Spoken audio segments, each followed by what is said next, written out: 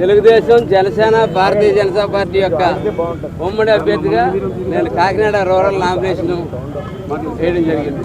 దానికి పెద్ద ఎత్తున ఈ మూడు పార్టీలకు చెందినటువంటి క్యాడరే కాకుండా ప్రజలు, సామాన్య ప్రజలు, సాధారణంగా రాజకీయ పార్టీలకు చెందిన నాయకులు వస్తారు, రాజకీయ పార్టీలకు చెందిన కార్యకర్తలు వస్తుంటారు మనం ఎప్పుడన్నా నామినేషన్ వేస్తే.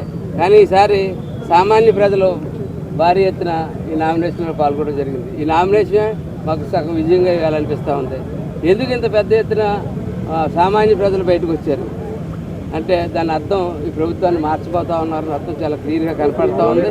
ఎందుకంటే చాలా విసిగిపోయి ఉన్నారు ఈ ప్రభుత్వం మీద ప్రతి ఒక్కరూ. ఆ విసుగుదలంతా ఈవేళ మా యొక్క ఊరేగింపులో రావడం జరిగింది. కాబట్టి ఖచ్చితంగా రేపు మేము కాకినాడ రూరల్ ఉమ్మడి అభ్యర్థిగా నేను కొడతా ఉన్నాను. పెళ్లి సత్యబాబు గారు, అనంతలక్ష్మి గారు, అలాగే దాసు గారు, బాబీ గారు, నులుగు వెంకటేశ్వరరావు, మా జిల్లా అధ్యక్షులు ఉత్తమల బాబు గారు, వీరందరి యొక్క సహకారంతో నేను ముందుకు వెళ్ళబోతా ఉన్నాను. అదే కాకపోతే నేను అయిన తర్వాత మటుకు నేను లోకల్ మేనిఫెస్టో, మామూలుగా మేనిఫెస్టో రేపు రిలీజ్ అయిన తర్వాత మా నాయకులు ఇద్దరు పూర్తిస్థాయి మేనిఫెస్టో రిలీజ్ చేసిన తర్వాత దాన్ని పాటిస్తుంటుండే నేను లోకల్ మేనిఫెస్టో, మేము సత్యబాబు గారు అందరం కలిసి కూర్చుని ఒక లోకల్ మేనిఫెస్టో తయారు చేసుకోబోతా ఉన్నాం. ఆ లోకల్ మేనిఫెస్టో మీద మేము రేపు పొద్దున తెలుగుదేశం జనసేన కలిపి ఇక్కడ పరిపాలన సాగించబోతున్నాం. ప్రతి తెలుగుదేశం కార్యకర్త, ప్రతి జనసేన కార్యకర్త, ప్రతి బీజేపీ కార్యకర్త కూడా రేపు మేము పరిపాలన వచ్చిన తర్వాత గుర్తింపు పడతారు. ప్రతి ఒక్కరికి కూడా సమాన న్యాయంతో మేము చూడబోతా ఉన్నాం. అట్లాగే రేపు లోకల్ మేనిఫెస్టోలో ప్రధానమైన అంశం మౌలిక సదుపాయాలు. ఈవేళ ఈ రాష్ట్రంలో పరిస్థితి ప్రజలు ఏమి అడుక్కోవట్లేదు, ఏమి అది కావాలి ఇది కావాలి ఉద్యమ కోరికలు లేవు. ప్రజలకు ఒకటే కోరిక ఇవ్వాలి, నా ఇంటికి రోడ్డు, నా ఇంటి దగ్గర కాలువ, నా సెప్టిక్ ట్యాంక్లో నీరు బయటికి వెళ్ళాలా, అది ఎంత దారుణం, ఆ నీరు బయటికి వెళ్ళాలా, ఆ కాలువ క్లీన్ చేసి మనిషి కావాలా, ఇది చివరి దీపాలు కావాలా, దోమల మందు కొట్టాలా, తగిన మంచినీరు ఇవ్వాలా. ఈ ప్రజలు అడుక్కునే పరిస్థితికి ఈ ప్రభుత్వం తీసుకొచ్చేసింది. కాబట్టి ఆ మౌలిక సదుపాయాలు ఫస్ట్ ఎజెండాగా పెట్టుకోవడం జరుగుతుంది. పెట్టుకుని ఆ తర్వాత మిగిలిన మేనిఫెస్టోని ముందుకు తీసుకెళ్తామని తెలియజేస్తూ అందరికీ నమస్కారం. దేనికి సిద్ధం, దేనికి సిద్ధం, మేము సంసిద్ధం. దేనికి సిద్ధం? మౌలిక సదుపాయాలు చంపేయడానిక? ఎవరికి రోడ్డు ఈనందుకు సిద్ధమా, ఈగిపోవడానికి సిద్ధమా? ఎవరికి కాలువలు ఓడ్చకుండా ఉండడానికి సిద్ధమా? ఎవరింటికి సరైన మంచినీళ్ళు ఇవ్వకుండా ఉండడానికి సిద్ధమా? దేనికి సిద్ధం?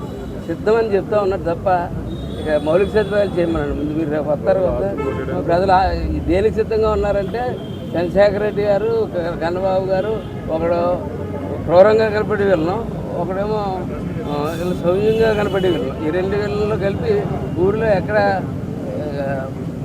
ఆస్తులు, ప్రైవేట్ ఆస్తులు అన్నీ కబ్జా చేసేస్తూ ఉన్నారు. అంతేకాకుండా ఓపెన్ సైట్స్లు కూడా కబ్జా చేసేస్తూ ఉన్నారు.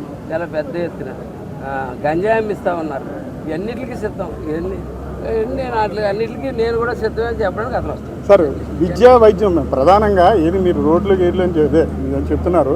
ప్రధానంగా మనిషికి కావాల్సింది విద్యా వైద్యం అండి. దానికి సంబంధించి మంచి ప్రశ్న చేశారు. విద్యా వైద్యం మీద ఒక మేనిఫెస్టో తయారవుతూ ఉంది, త్వరలో రిలీజ్ అవుతుంది. నేను లోకల్గా వాటిని చెప్తాను అనుకుని మర్చిపోయాను, మళ్ళీ గుర్తు చేశారు. లోకల్గా అయితే ప్రభుత్వ ఆసుపత్రి దగ్గర, అలాగే పెద్ద కార్పొరేట్ ఆసుపత్రుల దగ్గర నేను స్వయంగా మా మూడు పార్టీల తరఫున కలిపి ఒక బృందాన్ని పెట్టబోతా ఉన్నాం.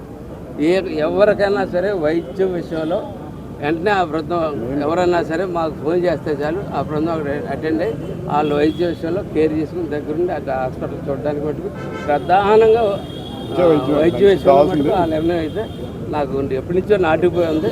అది ఎట్టి పరిస్థితుల్లో జనరల్ హాస్పిటల్కి వెళ్తుంటే నేను చూస్తూ ఉన్నాను. బెడ్ మీద ఉన్న పేషెంట్ కన్నా వెళ్ళిన అటెండెంట్ పడుతున్నారు బాధలో ప్రపంచంలో ఎవరో పడి ఉంటారు. కూడా వెళ్ళిన అటెండెంట్ పడుతున్నారు తిప్పలు. ఆడి స్నానం చేయడానికి ఉండదు, బాత్రూమ్కి వెళ్ళడానికి ఉండదు, ఏమి ఉండదు, తినడానికి ఉండదు, ఏమి ఉండదు. ఎంత చాలా ఇబ్బంది పడుతూ ఉన్నారు. వాళ్ళందరినీ కూడా చూసుకోవడానికి కూడా ఏర్పాట్లు చేస్తారు. జర్నలిస్టుల విషయంలో స్థానిక నాయకుడు మీకు గతంలో వచ్చి ఇచ్చారు కదా, ఆవేళ గుర్తుందా? ఇళ్ల స్థలాలు ఇస్తా అన్నాడు, మీకు అసోసియేషన్ బిల్డింగ్ కడతా అన్నాడు.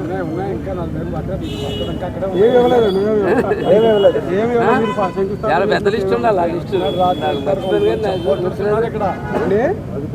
సాయంకాలం తెచ్చుకుంటారు కానీ వెళ్తే పట్టాలి. ఇచ్చిన వాళ్ళు తీసుకున్నారండి తెలుగుదేశంలో పైపెచ్చు ఇంకో విషయం అయితే చెప్తా ఉన్నాను.